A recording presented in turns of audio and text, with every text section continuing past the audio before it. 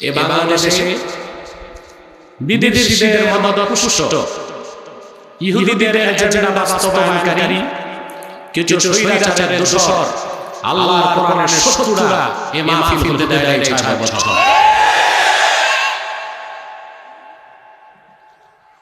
চরমভাবে লাভপ্রাপ্ত শুধু দাউদকান্দিতে গৌরীপুরে নেকারজনক কাজগুলো হয়নি, বাংলাদেশের বিভিন্ন প্রান্তে তাফসীরুল কোরআন মাহফিল, ওয়াজ মাহফিল বন্ধের এক গভীর চক্রান্ত চলেছে বিগত 15 বছর।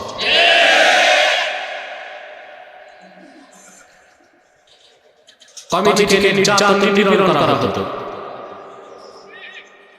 ডিজে পার্টি, বাউল গান, 31st নাইট আর কনসার্টের জন্য অনুমতি লাগতো না। তাফসীরুল কোরআন মাহফিল নাম শুনলেই মুনাফিকদের কলিজায় দাউ দাউ করে আগুন জ্বলতো। একটি নয়, দুটি নয়, 34টি শর্ত দিত। ওরা ভেবেছিল শত শত শর্ত দিয়ে ত্যাক্ত বিরক্ত করে মানুষকে কোরআনের মাহফিল থেকে বিমুখ করবে, কিন্তু ইহুদিদের দালালরা জানতো না যে দেশের মানুষ আল্লাহর কোরআনের জন্য বুকের রক্ত ঢেলে দিতে জানে। হাজার শর্ত দিয়ে কোরআন থেকে তাদেরকে বিমুখ করা যাবে না। আজ কোথায় তারা? কেউ বোরখা পরে বেরিয়েছে, কেউ নৌকায়, কেউ ভ্যানিতে।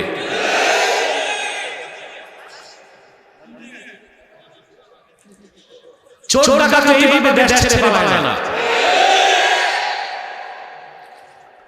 যারা দাউদকান্দির মাটিকে জাহান্নামের খণ্ডে পরিণত করেছিল, চাঁদাবাজি, সন্ত্রাস, মদ, গাঁজা দিয়া গোটা জনপদকে একটা জাহান্নামের টুকরা বানিয়েছিল, আল্লাহর লানত তারা দেশ ছেড়েছে।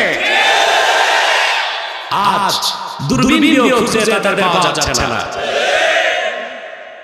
বাংলাদেশের সাথে চ্যাপ্টার ক্লোজ।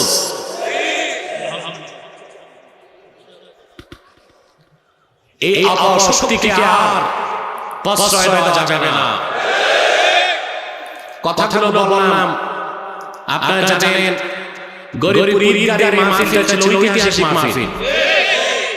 প্রতি বছর আমি আসতাম, 6টি বছর আমাকে আসতে দেয় নাই। আসতে দিতে চেয়েছিল ওদের সাথে লিয়াজ করে। আমি আমার কমিটিকে বলেছি 10 বছর যদি দিতে না পারি, বাতিলের সাথে কোনো লিয়াজ নাই। আজ আমরা আছি, ওরা নাই। মাহফিল হচ্ছে, আলহামদুলিল্লাহ। এতে আপনারা খুশি না বেজার? আল্লাহর কোরআনের মাহফিলে এসেছেন, রহমতের বর্ষণ হচ্ছে। ফেরেশতারা চতুর্দিকে আপনাদেরকে বেষ্টন করে আসছে। সমস্ত সগীরা গুনাহগুলো আল্লাহ তাআলা মাফ করে দিয়েছেন। কোরআন কারীমের বরকতে যে মুনাজাত করবেন, সব দোয়াগুলো হয়ে যাবে। আপনারা খুশি আছেন? আমাদের কমিটি আপনাদেরকে বিশাল প্ল্যাটফর্ম করে দিয়েছে গিজায়ে রূহ, রূহের খোরাক নিতে। সুবহানাল্লাহ। মুহাক্কিকুন বলেন খাদ্য 2 প্রকার। আম্মাল গিজাউ ফাহুয়া নাওআন, গিজাউন তাকুমু বিহিল আবদান ওয়া গিজাউন তাকুমু বিহিল আরওয়াহ। এক প্রকার খাদ্য খেলে দেহ ঠিক থাকে, দেহের শক্তি বাড়ে, মজবুত হয়, সুস্থ থাকে মানুষ। না খেলে ক্ষুধা লাগে, দেরি করলে মরে যায়। ওয়া গিজাউন তাকুমু বিহিল আরওয়াহ। আরেক প্রকার খাদ্য যা খেলে রূহটা শক্তিশালী হয়। আল্লাহ রাব্বুল আলামিন মানুষের দেহ তৈরি করেছেন মাটির স্বাধীন নির্যাস থেকে। সেই জন্য দেহের সমস্ত খাদ্য আসে মাটি থেকে। চাল ডাল গম ফল ফলাদি শাকসবজি সব আসে মাটি থেকে, কিন্তু রূহটা এসেছে আসমান থেকে, আল্লাহর কাছ থেকে। রূহের খোরাকটা এসেছে আসমান থেকে, আল্লাহর কাছ থেকে। সুবহানাল্লাহ। এক গাজায় রূহ, যত বেশি কোরআন শুনবেন রূহ তত পবিত্র হবে, শক্তিশালী হবে। বলেন সুবহানাল্লাহ। খুশি আছেন? আমরা খুশি। শয়তান তো বেজা। শয়তান এখন একটা চেষ্টা করবে, স্পিকার কমবে, সাউন্ড ধরে চাপা মারবে। শয়তান এখন একটা চেষ্টা করবে, মুনাজাতের আগে আপনাদের উঠানো যায় কিনা। আমরা শয়তানকে সুযোগ দিব? আমরা নিয়ত করে শয়তানের নাপাক গালে একটা চপেটা হাত করতে চাই। আমরা নিয়ত করছি কিছুক্ষণ পরে আজকের মুনাজাত করে গুনাহ মাফ করে নিষ্পাপ বেহেশতি আল্লাহওয়ালা হয়ে বাড়ি যেতে চাই। কারা কারা হাত তুলে আল্লাহ তাআলাকে দেখা।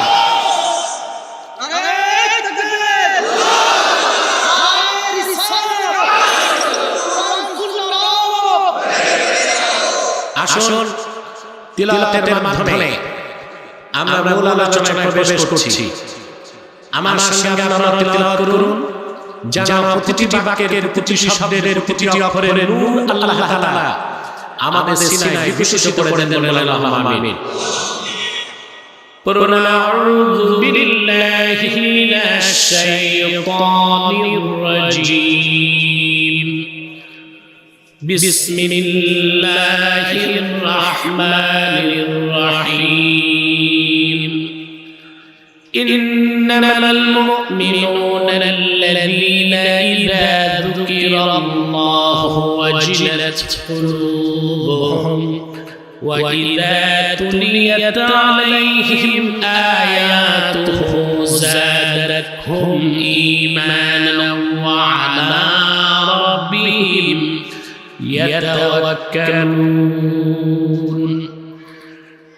الذين يقيمون الصلاة ومما رزقناهم ينفقون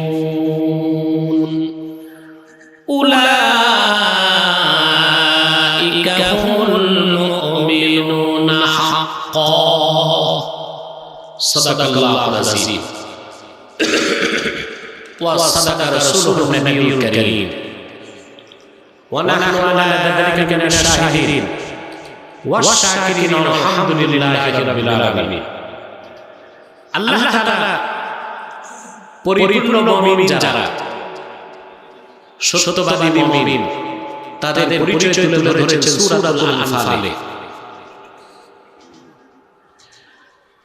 কোন ব্যক্তি মুমিনকে মুমিন না এটা দাবি করার বিষয় না, এটা প্রমাণ দেবার বিষয়। সুবহানাল্লাহ। আমি ঈমানদার, আমি মুসলিম, এটা বললেই হবে না, বরং আল্লাহ তাআলা কোরআন কারীমে ঈমানদার হওয়ার জন্য যে সংজ্ঞা নির্ধারণ করেছেন, সেই সংজ্ঞায় সংজ্ঞায়িত হয়ে মুমিন হতে হবে। এবং মুমিন হিসেবে যে বৈশিষ্ট্যগুলি তিনি তুলে ধরেছেন, ওই বৈশিষ্ট্যগুলো আপন চরিত্রে গ্রহণ করতে হবে, খাঁটি মুমিন হতে হবে। সুবহানাল্লাহ। শুধুমাত্র আল্লাহর বান্দাদের মধ্যে মুমিনগণ পৃথিবীতে কল্যাণ পাবে, পরকালে মুক্তি পাবে। এই পৃথিবীর কল্যাণ, সম্মান, সমৃদ্ধি, মর্যাদা, নিরাপত্তা মুমিনের জন্য। সুবহানাল্লাহ। আর পরকালে জান্নাত শুধুমাত্র জোরে বলতে হবে। কাফের, মুশরিক, বেঈমান, অবিশ্বাসী, নাস্তিক, সংশয়বাদী পৃথিবীতে পার্থিব জীবনে তারা ভোগ বিলাস করতে পারে, বিত্ত বৈভব থাকতে পারে, আক্ষেপে যশ থাকতে পারে, লোকবল জনসমর্থন থাকতে পারে, কিন্তু পরকালে তাদের কিছু নাই। আল্লাহ বলেছেন তারা ক্ষতিগ্রস্ত। তারা কি? আল্লাহ রাব্বুল আলামিন বলেন, কুল হাল নুনাব্বিউকুম বিল আখসারিনা আ'মালা الذين ضل سعيهم في الحياة الدنيا وهم يحسبون أنهم لعلهم يحسنون صنعا আল্লাহ রাব্বুল আলামিন বলেন প্রিয় হাবিব মুহাম্মদ সাল্লাল্লাহু আলাইহি ওয়াসাল্লাম আপনি বলুন মানব জাতি আমি কি তোমাদেরকে বলবো না সবচেয়ে ক্ষতিগ্রস্ত এই জমিনে কারা যারা ঈমানের নিয়ামত থেকে বঞ্চিত জীবনটা তারা পণ্ড করেছে দুনিয়ার জীবনের জন্য দুনিয়ার কল্যাণের জন্য দুনিয়ার কামাই করার জন্য পার্থিব সফলতার জন্য অথচ তারা তাদের কাজগুলোকে খুবই ভালো মনে করে আল্লাহ পাক বলেন ঈমান ছাড়া যত কিছু থাক ওই মানুষ ওই গোষ্ঠীর চেয়ে ক্ষতিগ্রস্ত আর কেউ হতে পারে না শুধুমাত্র সফল হচ্ছে মুমিনগণ কারা সূরাতুল মুমিনের শুরুতে আল্লাহ বলেন ক্বাদ আফলাহাল মুমিনুনাল্লাযীনা হুম ফি সালাতিহিম খাশিউন নিশ্চিত সফলতা লাভ করেছে মুমিনগণ কারা জোরে বলেন ঠিক এই সূরা শেষে আবার তিনি বলে দিলেন আল্লাহ তাআলা ومن يدع مع الله إلها آخر لا برهان له به فإنما حسابه عند ربه إنه لا يفلح الكافرون سورة المؤمنون শুরুতে বললেন তিনি قد أفلح المؤمنون সফল হচ্ছে মুমিনগণ আর ঠিক সূরাটা শেষে বললেন ইন্নাহু লা ইউফলিহুল কাফিরুন কাফেররা অবিশ্বাসীরা বেঈমানরা কখনোই সফলতা লাভ করবে না সুবহানাল্লাহ বলেন তারা সফলতা চান তবে মুমিন হতে হবে কি হতে হবে এখন মুমিনকে আমি মুসলিম আমি ঈমান এনেছি এটা বললেই হবে না ইসলামের প্রতিটি বিষয়কে সন্দেহ মুক্তভাবে দৃঢ় চিত্তে বিশ্বাস করার নাম হচ্ছে ঈমান আপনি ইসলামের কিছু পালন করতে পারেন না না পারেন এটা ভিন্ন বিষয় ওটা ছাড় আছে কি আছে কিন্তু ইসলামের ক্ষুদ্রাতি ক্ষুদ্র কোনো বিষয় যদি আপনি অস্বীকার দূরে থাক সন্দেহ করেন আপনি মুমিন না আল্লাহর দৃষ্টিতে আপনি কাফের আপনি কি অবিশ্বাস এক যারা পরিমাণ অবিশ্বাসের সুযোগ আল্লাহ রাব্বুল আলামিন কোরআন কারিমে বলেন ইন্নামাল মুমিনুনা আল্লাযীনা আমানু বিল্লাহি ওয়া রাসূলিহি থুম্মা লাম ইয়ারতাবু ওয়া জাহাদু বিআমওয়ালিহিম وأنفسهم في سبيل الله أولئك هم الصادقون আল্লাহ রাব্বুল আলামিন বলেন প্রকৃত মুমিন তো তারাই যারা মহান আল্লাহর উপর ঈমান এনেছে মুহাম্মদ সাল্লাল্লাহু আলাইহি ওয়াসাল্লামের রিসালাতকে বিশ্বাস করেছে সুম্মা লাম ইয়ারতাবু অতঃপর ঈমানের কোনো একটা বিষয়ে সামান্যতম সন্দেহ রাখলো না জান দিয়া মাল দিয়া আল্লাহর দ্বীনের পথে জিহাদ করলো আল্লাহ পাক বলেন আমার ওসব বান্দারাই ঈমানের দাবিতে সত্যবাদী এখানে আমি মুমিন আমি মুসলিম এটা দাবি করার বিষয় না আপনাকে ঈমানের সংজ্ঞায় সংজ্ঞায়িত হইতে হবে ঠিক কি না বলেন এবং ঈমান আনার জন্য তোমরা বসো কেউ দাঁড়িয়ে থাকবে না আর ঈমানের যে শারায়েত আল্লাহ তাআলা যে শর্তগুলো নির্ধারণ করেছেন তা আপনাকে মানতেই হবে কথা বুঝতেছেন শুধু আল্লাহ তাআলাকে বিশ্বাস করার নাম ঈমান না আল্লাহর তাওহীদ বিশ্বাস রাসূলুল্লাহর রিসালাত বিশ্বাস এর নাম কি ঈমান এর জন্য শুধু লা ইলাহা ইল্লাল্লাহ এটা ঈমান না এটা ঈমান আমাদের অনেকে পথভ্রষ্ট করতেছে মধুর সাথে বিষ মিশায়া আমার বাবা সর্বপ্রাণ মুসলমানের ঈমান নষ্ট করার চক্রান্ত হচ্ছে শুধু লা ইলাহা ইল্লাল্লাহ ঈমান হইতে পারে না ঈমান হচ্ছে আল্লাহর তাওহীদ বিশ্বাস, রাসূলুল্লাহর রিসালাত বিশ্বাস। সুবহানাল্লাহ বলেন। আল্লাহ রাব্বুল আলামিন কোরআন কারীমে বলেন, ইয়া আইয়ুহাল্লাযীনা আমানু হাল আদুল্লুকুম আলা তিজারাতিন তুনজিকুম মিন আযাবিন আলীম তু'মিনুনা বিল্লাহি ওয়া রাসূলিহি ওয়া তুজাহিদুনা ফি সাবিলিল্লাহি বিআমওয়ালিকুম ওয়া আনফুসিকুম যালিকুম খায়রুল লাকুম ইন কুনতুম তা'লামুন। আল্লাহ রাব্বুল আলামিন বলেন, হে ঈমানদারেরা, আমি কি তোমাদের একটা ব্যবসার কথা বলবো নাকি? সুবহানাল্লাহ। ব্যবসা কে শিখান? জোরে বলেন। নাস্তিকরা বাংলাদেশে আমাদেরকে বলে ধর্ম ব্যবসায়ী। না, মুসলমান ধর্ম ব্যবসায়ী নয়। ধর্ম ব্যবসা কাকে বলে? ধর্মীয় আবেগকে পুঁজি করে ব্যক্তি স্বার্থ হাসিল করার ধর্ম ব্যবসা।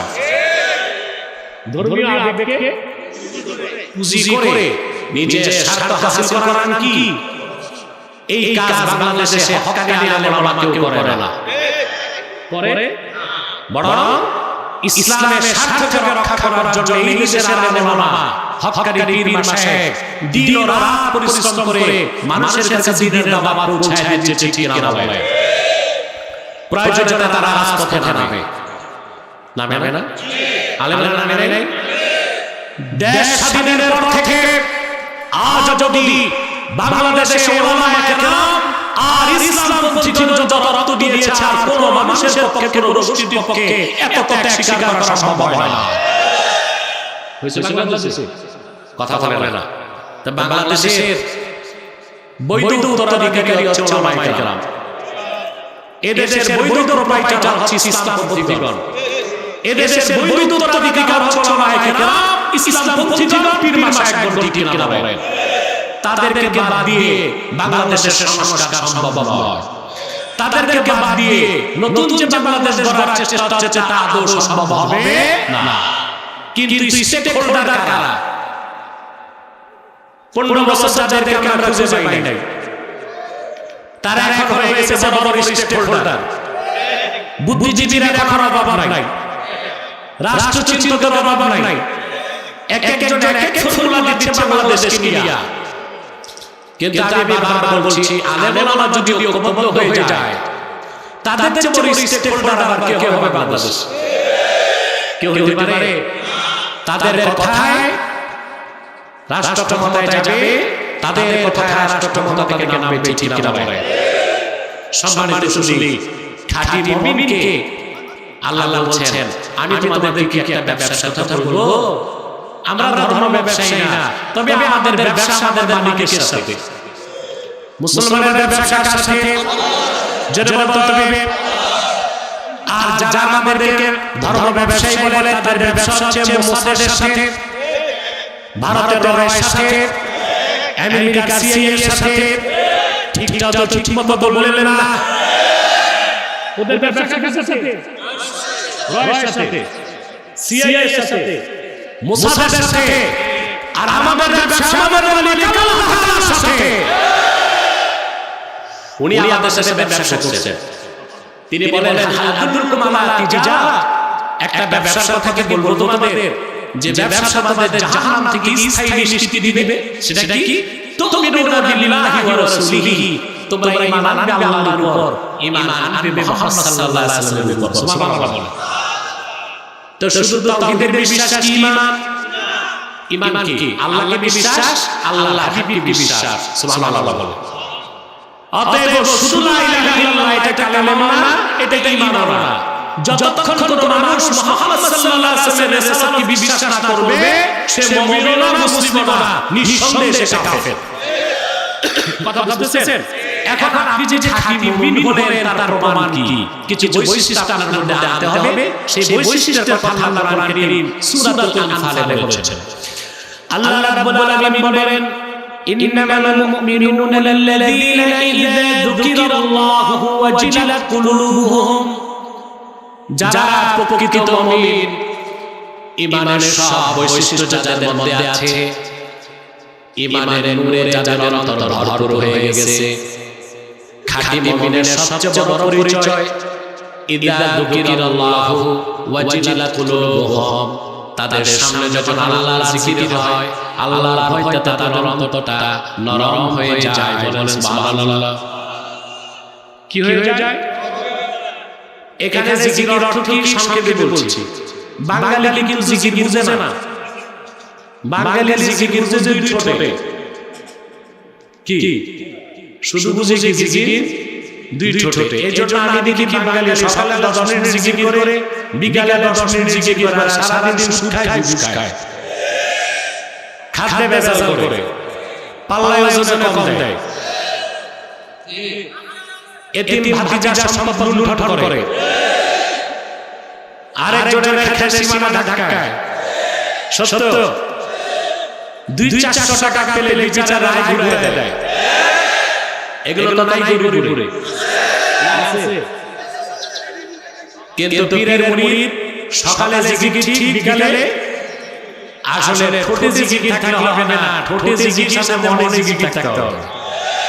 কিন্তু এখানে জিকিরের অর্থ এটা বুঝতে হবে। সুবহানাল্লাহ। সকাল বিকাল জিকিরটাও জিকির, নামাজ পড়ার জিকির, তোয়াফ করার জিকির, সাফা মারওয়ায় দৌড়ানোটাও জিকির, ওয়াজ শোনার জিকির, ওয়াজ করার জিকির। এখানে জিকির ইবনে কাসির বলেছেন ইযা যুকিরাল্লাহ আই ইযা যুকিরা ইনদাহু আহকামুল্লাহ। এখানে জিকির মানে আহকামুল্লাহ, আল্লাহর বিধান, আল্লাহর আইন, আল্লাহর কানুন। সুবহানাল্লাহ বলবেন না? কার বিধান? জমিন যার, জোরে বলতে হবে, জমিন যার, আরো জোরে, জমিন যার। এটা আমরা বিশ্বাস করি? জি না। আমাদের রাষ্ট্র ক্ষমতায় যারা বিশ্বাস করে না, পুরো ইসলামকে বিশ্বাস করে, কিন্তু রাষ্ট্র চালাবার ক্ষেত্রে কোরআন হাদিসের আইনকে মানতে চায় না। পশ্চিমাদের দেশ চালাতে চায়। এরা কি কোরআন সুন্নাহর আলোকে মুমিনুন না মুনাফিকুন? এরা কি? ভালো করে বুঝেন। তাহলে আহকামে শরঈয়া আল্লাহ যেটা বিধান করেছেন, চোরের শাস্তি কি, ডাকাতের শাস্তি কি, দুর্নীতিবাজের শাস্তি কি, জানাকার শাস্তি কি, নারীর কি অধিকার, শ্রমিকের কি অধিকার, মনিবের কি অধিকার, দাসের কি অধিকার, কোনটা জায়েজ, কোনটা নাজায়েজ, কোনটা হালাল, কোনটা হারাম, ব্যক্তি জীবন, সমাজ জীবন, রাষ্ট্র জীবনের প্রতিটা স্তরে আল্লাহর বিধানকে মেনে নেওয়া হচ্ছে জিকির বলে। এখানে আল্লাহ সকাল বিকাল জিকিরের কথা বলেন নাই, আহকামে শরঈয়া আল্লাহর বিধানকে আল্লাহ জিকির বলেছেন। সুবহানাল্লাহ। আমরা কি মানি? কথা বলেন না। বাংলাদেশের চোরের শাস্তি কি হাত কাটা হয়? জানাকারের শাস্তি কি সাঙ্গেসার করা হয়? হয় না। আপনি রাষ্ট্র সংস্কার করবেন কি দিয়া? রাষ্ট্রটা কি বাস আর ট্রাক নাকি হাতুড়ি দিয়ে পিঠে ঠিক করবেন? আপনাকে পলিসি নির্ধারণ করতে হবে।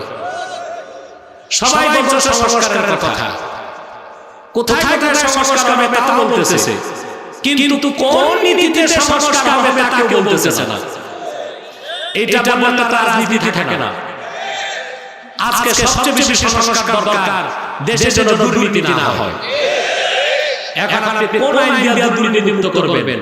ইংরেজরা 196 বছর আগে যে আইন দিয়েছে আপনাদের, ওই ইংরেজদের পুরনো জলি আইন দিয়ে বাংলাদেশের কোনো ঠিক হবে না। কোরআন সুন্নাহ শরীয়ত আইন দিয়ে বাংলাদেশকে ঠিক করা সম্ভব। এটাকে মানবেন আপনারা? আপনারা মানলে কি হবে? আপনাদের নেতারা তো মানতেছে না। মানতেছে? বাংলাদেশের সংস্কার করবেন আগে আইন বদলান। কি বদলাতে হবে? আইন বদলাতে হবে। ইংরেজদের 196 বছরের পুরনো জলি আইন দিয়ে দেশ চালালে দেশে আবার দুর্নীতি হবে, আবার চুরি হবে, আবার টাকা পাচার হবে, আবার খুনখারানি হবে, আবার হত্যাকারী হবে। সুখী সমৃদ্ধ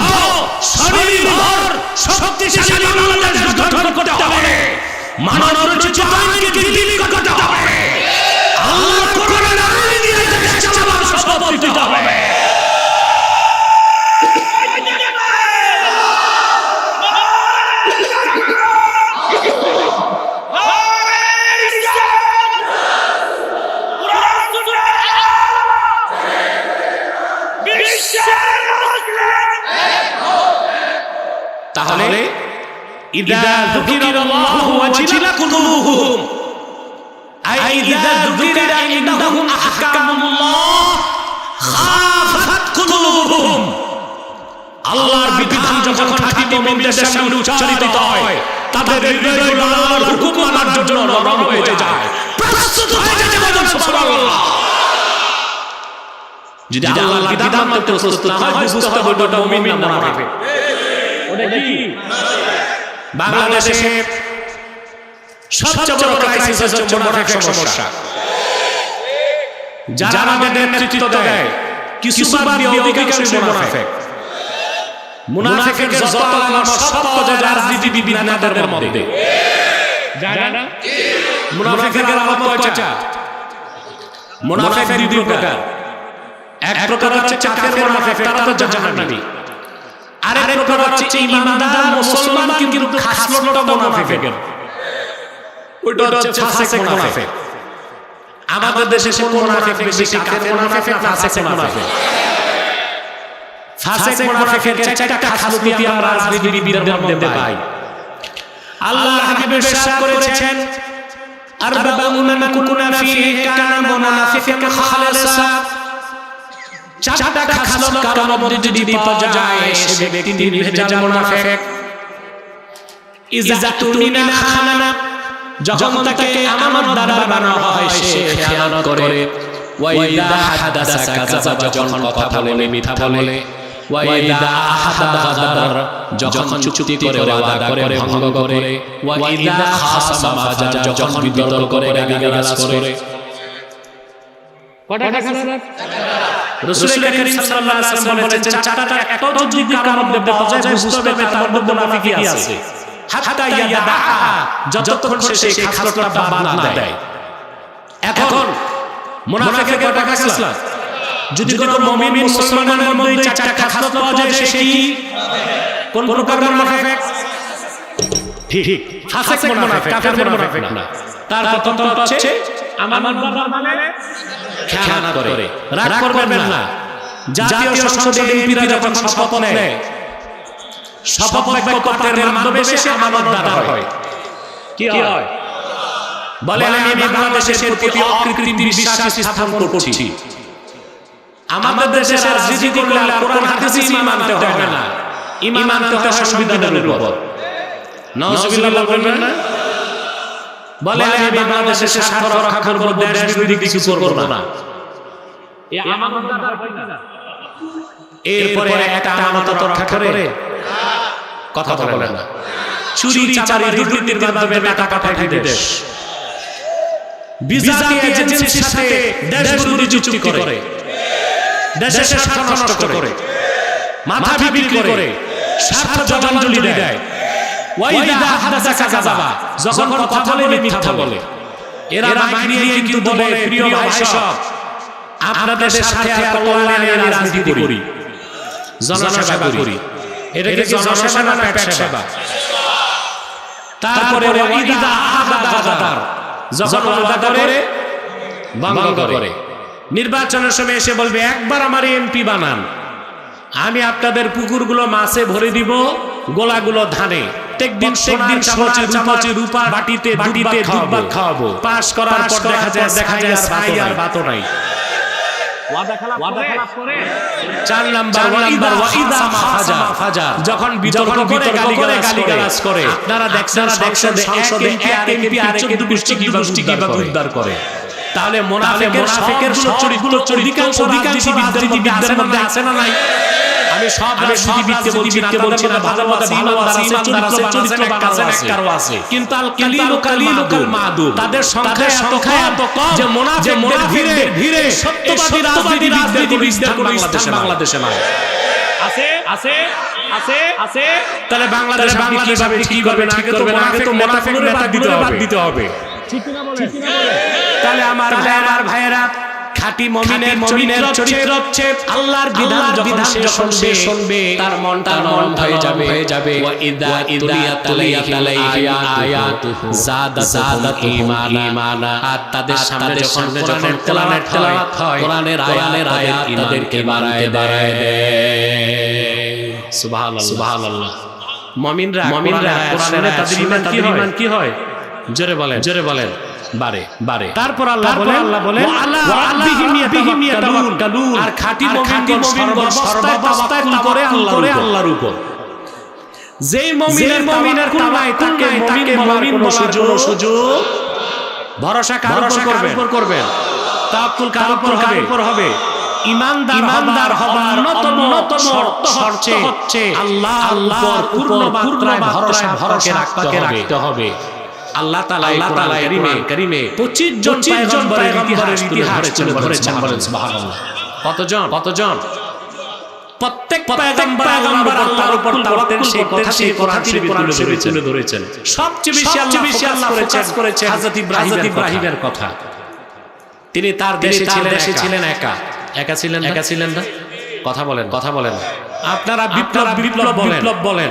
পৃথিবীতে প্রথম ইব্রাহিম আলাইহিস সালাম যে দেশে তার জন্ম সব ছিল মূর্তি পূজারী অগ্নি পূজারী পত্তলিক একা একজন মানুষ তার বাবা চাচা তার গোষ্ঠী সকল মানুষকে তাওহীদের দাওয়াত দিলেন দিছেন না গোটা জাতি পূজা করে তিনি মূর্তির বিরুদ্ধে অবস্থান নিলেন স্রোতের পক্ষে থাকলে ওটা বিপ্লবী না স্রোতের বিপক্ষে ঝান্ডা নিয়ে দাঁড়ানোটাই হচ্ছে বিপ্লব ঠিক কিনা আপনারা অভ্যুত্থান কি আর বিপ্লব থেকে করতে পারেন না স্রোতের অনুকূলে আপনি যদি চলেন সেটা বিপ্লব নয় স্রোতের প্রতিকূলে আপনি যদি ঝান্ডা হাতে নিতে পারেন ওইটার নাম বিপ্লব সুবহানাল্লাহ হযরত ইব্রাহিম ছিলেন পৃথিবীর বিপ্লবী মহানায়ক তিনি মানুষদেরকে মূর্তি পূজা থেকে থাকতে বললেন লোকজন গেল খেপে তিনি বিপ্লব শুরু করলেন কেমনে তিনি বললেন লা ইলাহা ইল্লা আসমাকুম বাদা আন তুওয়াল্লু মুদবিরিন আল্লাহর কসম তোমরা তোমাদের মূর্তিগুলো রেখে পেছনের দিকে গেলেই আমি এই মূর্তিগুলোর ব্যাপারে সিদ্ধান্ত গ্রহণ করব সব যখন চলে গেল তিনি একটা হাতি নিয়ে যত মূর্তি আছে সবগুলো নকশা ভাঙা মানচিত্র বদলাই দিয়েছেন এর নাম বিপ্লব এর নাম কি জোরে বলেন বাংলাদেশে খ্রিস্টানদের কিছু মৌলবি আছে বলে ইসলামের চরম পন্থা নাই কে বলেছে হযরত ইব্রাহিম যেটা করছে ওটা কি চরম পন্থা ছিল না চরম পন্থা আছে ইসলামের পন্থা নাই চরম পন্থা আছে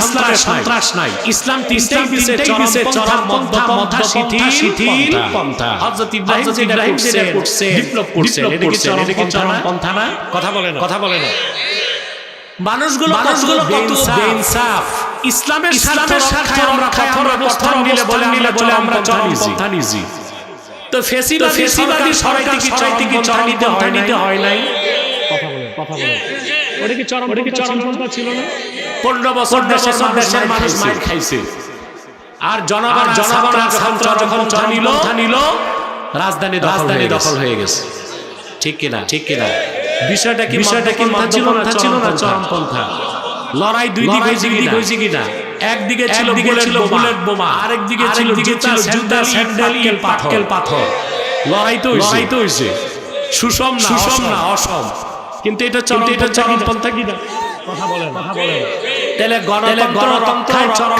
পন্থা জায়েজ আর ইসলামের স্বার্থায় চরম পন্থা জায়েজ না এই ধরনের মেয়াদ উত্তীর্ণ গাঁজাখোরদের বাংলাদেশে আর চলবে না ইসলামে তিনটাই আছে চরম পন্থা মধ্যপন্থা শিথিল পন্থা শিরক আর কুফরের বিরুদ্ধে শিক্ষা দিয়েছে চরম পন্থা ইসলাম ইসলাম দিয়েছে মধ্যপন্থা আর বেদিনের দাওয়াত দিতে ইসলাম দিয়েছে শিথিল পন্থা ইসলামে এটা বলে না হিন্দু খ্রিস্টান ধরে আপনি মুসলমান হবেন না ইসলামের তুলে ধরবেন সে ইসলামের মুগ্ধ হয়ে ইসলাম গ্রহণ করবে সুবহানাল্লাহ ইসলাম তিনটা চরম পন্থা মধ্যপন্থা শিথিল পন্থা ইব্রাহিম আলাইহিস সালাম গ্রহণ করলেন কি তার লোক ছিল লাঠি ছিল লস্কর ছিল ওইটার নাম বিপ্লব ওটার নাম কি? ওটার নাম কি? সব মূর্তির নাক ভেঙে সমান করে দিয়েছেন। ওরা পরের দিন এসে দেখে এই কি অবস্থা, দেব দেবী যা খোদা ওদের সব বেহুদা, সব নাক নকশা সব ভেঙে গেছে। তারপর আপনারা জানেন উদ্দেশ্য না, আল্লাহর পয়গম্বররা কিরকম রাখতেন সেটা আল্লাহ শিক্ষা দিয়েছেন। তাকে গ্রেফতার করা হলো, আগুনের কুণ্ডলী নির্মাণ করা হলো। ঠিক না? বিশাল আগুনের কুণ্ডলী জ্বলছে, দাউ করে আরে লেলিহান শিখা উদ্গত হচ্ছে। এত প্রচন্ড গরম আর কাছে যাওয়া যায় না। কাসাসুল কোরআনে ইবনে কাসির লিখেছেন, নমরুদের রাষ্ট্রে প্রকৌশলী ছিল ইঞ্জিনিয়ার, নাম ছিল হুজান। কি না সে নমরুদকে একটা কামানের বানায় দিছে। ওইটার নাম এসেছে মিনজানি। কি নাম? সে মিনজানি কামানে হযরত ইব্রাহিমকে বসায় দেওয়া হয়েছে। হাত পাও তার বাঁধা, সামনে আগুন জ্বলছে। কিছুক্ষণ মিনজানি ঘুরবে, রশি কেটে দিলে তিনি আগুনে যাবেন। নির্ধারিত সময় মিনজানি ঘোরা শুরু হলো। ঘূর্ণর পর্যায়ে যাচ্ছে, রশি কাটলি তিনি আগুনে যাবেন। জিবরিল চলে আসছে। সুবহানাল্লাহ বলবেন না? হযরত জিবরিল বললেন, ইব্রাহিম খলিল, আমি আল্লাহর সবচেয়ে মুকাররম ফেরেশতা জিবরিল, কিছুক্ষণ পর তোমাকে আগুনের মধ্যে নিক্ষেপ করা হবে। আলাকা হাজাতুন ইয়া ইব্রাহিম আমার 600 পাখা আছে। একবার ঝাপটা দিলে সমস্ত আগুনের কুণ্ডলী মাটির সাথে মিশে যাবে। যদি কোনো থাকে আমার কাছে বলো। হযরত ইব্রাহিম জবাব দিলেন, আমার প্রয়োজন আছে। হাজাতুন ইলাইকা ইল্লাল্লাহ। সেই প্রয়োজনটাকে তোমার কাছে চাইবো না, আল্লাহর কাছে। আল্লাহু আকবার বলেন। এর নাম তাওয়াক্কুল। কাঠের কামান ঘুরতে লাগলো, রশি কেটে দেওয়া হলো। ছিটকে যে হযরত ইব্রাহিম চলে গেলেন। আগুন তার শরীরে ইব্রাহিম আকাশের দিকে তাকাতে লাগলেন। হাসবিয়াল্লাহু লা ইলাহা ইল্লা আলাইহি তাওয়াক্কালতু ওয়া হুয়াল আরশিল আযীম। আগুনের তিনি চলে গেলেন। নমরুদ তার লোকজন অপেক্ষায় আছে। হযরত ইব্রাহিমের মৃত্যুর প্রহর গুনছে। হযরত ইব্রাহিম যাকে বাবা বলতেন, কোরআন শরীফে এসেছে আজার। প্রাসাদের ছাদে দেখলো আগুনের কুণ্ডলীর নিচে সবুজ সুন্দর একটা বাগান। হযরত ইব্রাহিম হাসি খুশি সেখানে হাঁটতেছেন। চরম অবমাননা নিয়ে প্রাসাদের থেকে আজার বলে উঠল, নে'মার রাব্বুকা ইয়া ইব্রাহিম। আর ইব্রাহিম, আসলে আমরা যিনি রব তারে চিনতে পারি নাই। তোমার রব আল্লাহ রাব্বুল আলামিন কতই না উত্তম রব। আমরা আগুনের কুণ্ডলী বানাই দিলাম, তিনি তোমার জন্য ফুলের বাগান বানাই দিছে। 3 দিন পর হাসতে ইব্রাহিম আলাইহিস সালাম আগুনের কুণ্ডলী থেকে বেরিয়ে আসলেন। মুসা আলাইহিস সালাম, আল্লাহ হুকুম করলেন মিশর ছাড়ো। রাতের অন্ধকারে তিনি লক্ষ লক্ষ বনী ইসরায়েলকে নিয়ে পথ ধরছেন। মিশর থেকে যাবেন ফিলিস্তিন। কোথায় জানেন তো আপনারা? মুসা আলাইহিস সালামের সাথে কত লোক ছিল তার হিসাব নাই। শুধু তাফসীরে এসেছে যুবকের সংখ্যাই ছিল 6 লাখ। কত? এবার আবাল বৃদ্ধ বলিতা, বাকি মানুষ কত লক্ষ তা তো চিন্তাও করা যায় না। মিশর ছেড়ে তিনি ফিলিস্তিন যাবেন, মাঝখানে সাগর। তাফসীর খাজিনে এসেছে ওই সমুদ্রের নাম বাহার কালজুম। কি নাম? 10 মাইল পাশ। কয় মাইল? বিশাল সাগর, মানুষ তো একজন দুইজন না যে নৌকায় পার হবেন, লক্ষ লক্ষ মানুষ নিয়ে সমুদ্রের পাড়ে তীরে দাঁড়ায় আছেন, পুল নাই, সেতু নাই, নৌকা নাই, কেমনে যাব? মুসা আলাইহিস সালাম জানেন যে আল্লাহর হুকুমে বের হইছি, তিনিই পার করবেন। এর নাম তাওয়াক্কুল। এর নাম কি? খবর চলে গেল ফেরাউনের কাছে, বনি ইসরাইল নিয়ে মুসা চলে যাচ্ছে দেশ ছেড়ে। তাফসীর সাক্ষ্য দেয় স্বৈরাচার ফেরাউন ৮০,০০০ পদাতিক বাহিনী নিয়া, ঘোড়সওয়ার বাহিনী নিয়া রওনা দিল মুসা নবীকে আর বনি ইসরাইলকে হত্যা করার জন্য। ৮০,০০০ ঘোড়া একসাথে দৌড়ালে কত দূর আওয়াজ যাবে? বনি ইসরাইল পিছনে তাকায় দেখে ফেরাউন আসতেছে হাজার হাজার ঘোড়সওয়ার নিয়ে। বনি ইসরাইল ছিল একটা রক চটা জাতি, এই ইহুদিদের পূর্বসূরি, ঠিক না? ওরা সব মুসা নবীকে ধরছে। বাড়িতে ছিলাম, ফেরাউনের চর থাপ্পড় খাইয়া বেঁচে তো ছিলাম, তুমি আমাদেরকে তো বিপদে ফেললা। পিছনে তরবারি, সামনে সমুদ্র, তোমারে কে কইছে আমাদের বের করে আনতে? আল্লাহ পাক কোরআন কারীমে তাদের কথাটা বলেন, ক্বালা আসহাবু মূসা ইন্না লামুদরাকুন। বনি ইসরাইল বলল, রে মুসা, ধরা পড়ে গেলাম, তুমি এবার আমাদেরকে বাঁচার ব্যবস্থা করো, নাহলে ভাবসাব তোমারই ধরে ফেলবো। বিপদের চরম মুহূর্তে মুসা নবী নিরাশ হন নাই, কার উপর ভরসা করছেন? মুসা নবী বললেন, ক্বালা কাল্লা ইন্না মাইয়া রাব্বী সায়াহদিন।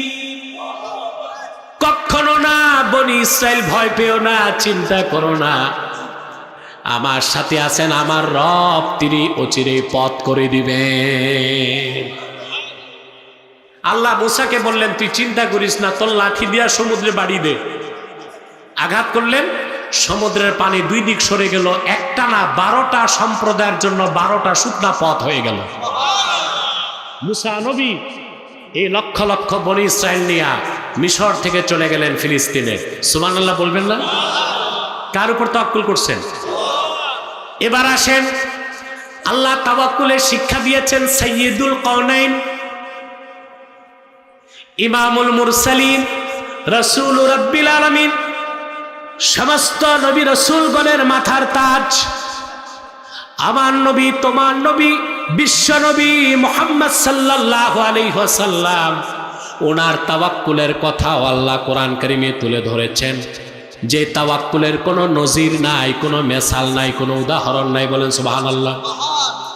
আল্লাহর হাবিব সাল্লাল্লাহু আলাইহি ওয়াসাল্লাম হিজরত করে মক্কা থেকে মদিনা মুনাওয়ারার জন্য যখন রওনা হলেন, মক্কা থেকে হিজরত করে, মক্কা মুকাররমা থেকে হিজরতের জন্য মদিনা মুনাওয়ারার দিকে রওনা হলেন।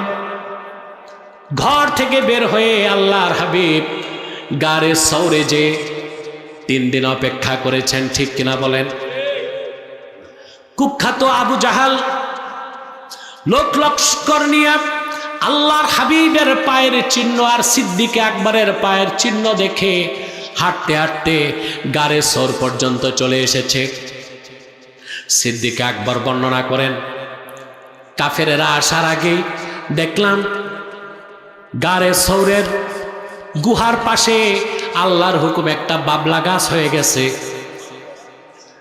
মাকড়সা এসে জাল পেতে দিল, কবুতর এসে ডিম পেড়ে দিল। আবু জাহেল আর তার লোকজন চলে এসেছে। আল্লাহর হাবিব সাল্লাল্লাহু আলাইহি সাল্লাম আমার উরুর উপর মাথা মোবারক রেখে আরাম করছেন। সিদ্দিক আকবর বলেন, হঠাৎ শুনতে পেলাম গুহার উপর, মাথার উপর কাফেরদের গুঞ্জন শোনা যায়। আবু জাহেলের আওয়াজ পেলাম, ভালো করে তাকায় দেখলাম কাফেরেরা গুহার মুখের চারপাশে দাঁড়ায় আছে, হাতে তাদের তরবারি, সূর্যের আলোতে চকচক করছে। পদচিহ্ন বিশারদ আবু জাহেলকে বলল, কাবার মালিকের কসম রে আবু জাহেল, মুহাম্মদ সাল্লাল্লাহু আলাইহি ওয়াসাল্লাম এবং ওনার সঙ্গী আবু বকর সিদ্দিক এই গারে সৌরে আছে, কোনো সন্দেহ নাই। আবু জাহেল বলল, তোমার কি মাথা খারাপ? যদি গারে সৌরে মুহাম্মদ সাল্লাল্লাহু আলাইহি সাল্লাম প্রবেশ করতেন তাহলে কবুতরের ডিমটা তো ভেঙে যেত, মাকড়সার জাল তো নষ্ট হতো, বাবলা গাছের ঝাপড়াটা নষ্ট হতো। সিদ্দিক আকবর বলেন, আমার চোখ থেকে অঝর ধারায় পানি ঝরছে। আল্লাহর হাবিব আমাকে বললেন, ইয়া আবা বকর লিমা তাবকি, রে আবু বকর তুমি কান্না করছো কেন? সিদ্দিক আকবর বলেন, আমি বললাম, ইয়া রাসূলুল্লাহ, ইয়া হাবিবাল্লাহ, আপনার কদমে আমার বাবা মা দুইজন কুরবান হয়ে যাক, আমি আমার জন্য কান্না করছি না। কাফেররা তো মাথার উপর দাঁড়ায় আছে, হাতে তাদের নাঙ্গা তরবারি, ওরা তো ভিতরে আসলেই আপনি মুহাম্মদ সাল্লাল্লাহু আলাইহি সাল্লামকে পেয়ে যাবে এবং আপনাকে শহীদ করে ফেলবে। আল্লাহর হাবিব বিপদের চরম মুহূর্তে কি রকম তাওয়াক্কুল করলেন, কোরআন শরীফে আল্লাহ সেটা অম্লান করে দিয়েছেন। আল্লাহর হাবিব সিদ্দিক আকবরকে বললেন, চিন্তা করো না, ওয়া ইয ইয়াকুলু লিসাহিবিহি লা তাহজান ইন্নাল্লাহা মা'ানা। আল্লাহু আকবার। আল্লাহ স্মরণ করায় দিলেন মুহাম্মদ সাল্লাল্লাহু আলাইহি ওয়াসাল্লাম। আল্লাহর হাবিব মুহাম্মদ সাল্লাল্লাহু আলাইহি ওয়াসাল্লামের তাওয়াক্কুলের কথা আল্লাহ প্রমাণ। আল্লাহর হাবিব মুহাম্মদ সাল্লাল্লাহু আলাইহি সাল্লাম বিপদের চরম মুহূর্তে আল্লাহর উপর ভরসা রেখে যে কথাটা বলেছিলেন, কোরআন শরীফে আল্লাহ সেটা নাজিল করে দিয়েছেন। মুহাম্মদ সাল্লাল্লাহু আলাইহি সাল্লাম ওনার সঙ্গে আবু বকরকে বললেন, লা তাহজান, চিন্তা করো না, ইন্নাল্লাহা মা'ানা, আমাদের সাথে আল্লাহ আছেন। আল্লামা কাজী বাইজাবি রাসূলুল্লাহ সাল্লাল্লাহু আলাইহি সাল্লামের তাওয়াক্কুলের ব্যাখ্যা করতে যে বলেন, মুসা নবী বিপদের চরম মুহূর্তে বলেছিলেন, ইন্না মাইয়া রাব্বি, আমার সাথে আমার রব। কিন্তু রাসূলুল্লাহ বলেছেন, ইন্নাল্লাহা মা'ানা, আল্লাহ আছেন আমাদের সাথে। দুই কথার পার্থক্য কি? সুবহানাল্লাহ। ব্যাখ্যা করতে যে কাজী বাইজাবি লেখেন, মুসা নবী বিপদের চরম মুহূর্তে আল্লাহর কথা স্মরণ করার আগে নিজের কথা স্মরণ করছেন, সেই জন্য বলেছেন, ইন্না মাইয়া রাব্বি, আমার সাথে আছেন আমার রব। কিন্তু সাইয়্যিদুল মুতাওয়াক্কিলিন, সুবহানাল্লাহ, সকল তাওয়াক্কুলকারীদের মহান নেতা আমার নূর নবী মুহাম্মদ সাল্লাল্লাহু আলাইহি ওয়াসাল্লাম বিপদের চরম মুহূর্তে আল্লাহর উপর তাওয়াক্কুল করার সময় নিজের কথা পরে মনে করেছেন, আল্লাহরে আগে স্মরণ করেছেন। সেজন্য রাসূলুল্লাহ বলেছেন, ইন্নাল্লাহা মা'ানা, আমাদের সাথে আছেন আল্লাহ। সুবহানাল্লাহ বলে। তাহলে মুমিন হিসেবে মুহাম্মদ সাল্লাল্লাহু আলাইহি সাল্লামের উম্মত তাওয়াক্কুল করবে কার উপর? সর্বাবস্থায় কার উপর তাওয়াক্কুল করবেন? ওয়া আলা রাব্বিহিম ইয়াতাওয়াক্কালুন। খাঁটি মুমিনগণ সর্বদাই তাওয়াক্কুল করে কার উপর? আল্লাহর হাবিব মুহাম্মদ সাল্লাল্লাহু আলাইহি ওয়াসাল্লাম কিভাবে আল্লাহর উপর তাওয়াক্কুল করেছেন? আল্লাহ তার হাবিব মুহাম্মদ সাল্লাল্লাহু আলাইহি সাল্লামের উপর অবতীর্ণ কোরআনে তা বলে দিয়েছেন, যেন কিয়ামত পর্যন্ত উম্মতে মুহাম্মাদি যে কোনো বিপদে আপদে, ক্ষুধার সময়, যুদ্ধের সময়, সংগ্রামে, বিপ্লবে, আন্দোলনে, রিজিকের জন্য, চাকরির জন্য, ব্যবসার জন্য তাওয়াক্কুল করে আল্লাহর উপর। আপনারা কি তাওয়াক্কুল করেন আল্লাহর উপর? কথা বলে না। রাসূলুল্লাহ সাহাবায়ে কেরামকে কি তাওয়াক্কুল শিক্ষা দিয়েছেন? হাদিস খুলে দেখেন।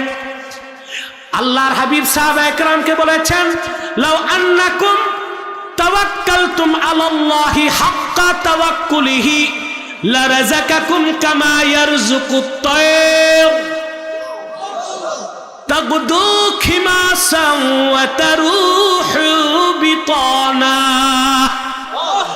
ও আমার প্রিয় সাহাবীরা, আল্লাহর উপর যতটুক তাওয়াক্কুল করা দরকার, যদি ততটুক তাওয়াক্কুল করতে পারো, বিনা চেষ্টায়, বিনা ব্যবসায় আল্লাহ তোমাদেরকে রিজিক দিবেন যেভাবে তিনি পাখিকে দিয়ে থাকেন। তাগদু খিমাসা ওয়া তারুহু বিতানা। পাখিগুলো সকালবেলা, তাদের কোনো চাকরি নাই, ব্যবসা নাই, ক্ষুদ্র একটা পিঁপড়া 6 মাসের খাদ্য সঞ্চয় করে, কিন্তু বড় বড় পাখি একদিনের খাদ্য সঞ্চয় করে না, তাওয়াক্কুল করে। সুবহানাল্লাহ কইবেন না? পাখিগুলো সকালবেলা খালি পেট বেরিয়ে যায়, সন্ধ্যার সময় কিচির মিচির করে বাড়ি আসে, আল্লাহ তাদের পেট ভরায় দেন। সুবহানাল্লাহ। আপনারা দেখেন না, শীতকালে সাইবেরিয়া থেকে পাখি আসে বাংলাদেশ। কেন আসে? বিয়ে করতে, খাইতে আসে। এখন রাশিয়ার সাইবেরিয়াতে, আমেরিকার আলাস্কাতে প্রচন্ড শীত, এত শীত, এখন সেখানে -70 ডিগ্রি তাপমাত্রা।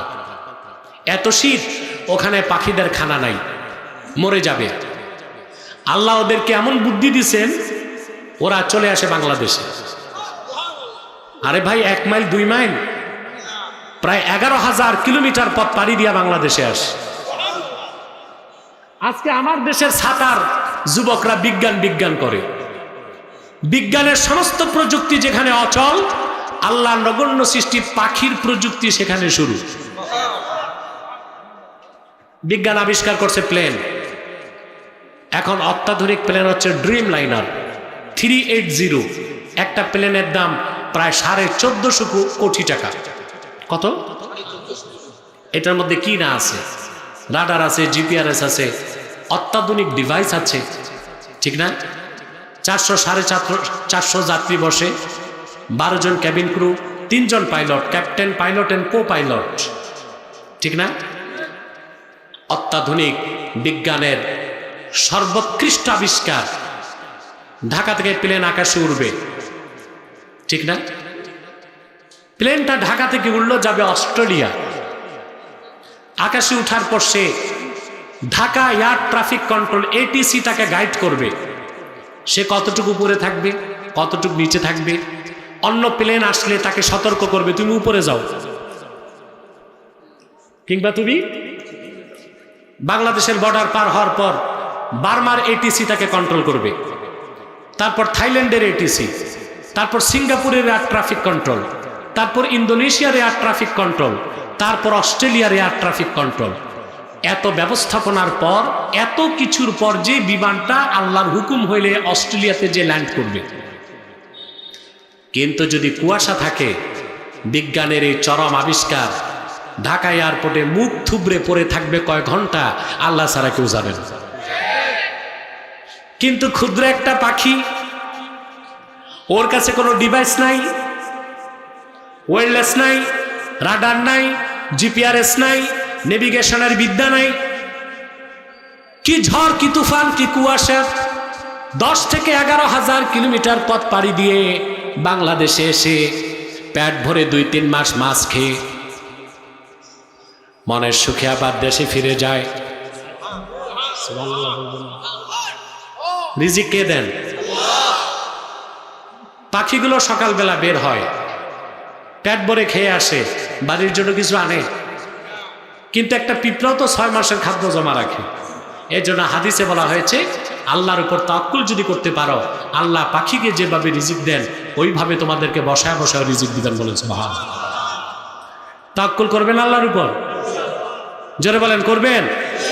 তাহলে বিপদে আপদে কাকে ডাকবেন? আমরা, আমাদেরকে আল্লাহ যেন খাঁটি মুমিন হিসেবে কবুল করেন। বলুন আল্লাহুম্মা আমিন, বলুন আল্লাহুম্মা আমিন। সাদাকাল্লাহুল আযীম ওয়া সাদাকা রাসূলুহুন নবিয়ুল কারীম ওয়া নাহনু আলা যালিকা মিনাশ শাহিদিন ওয়াশ শাকিরিন আলহামদুলিল্লাহি রাব্বিল আলামিন।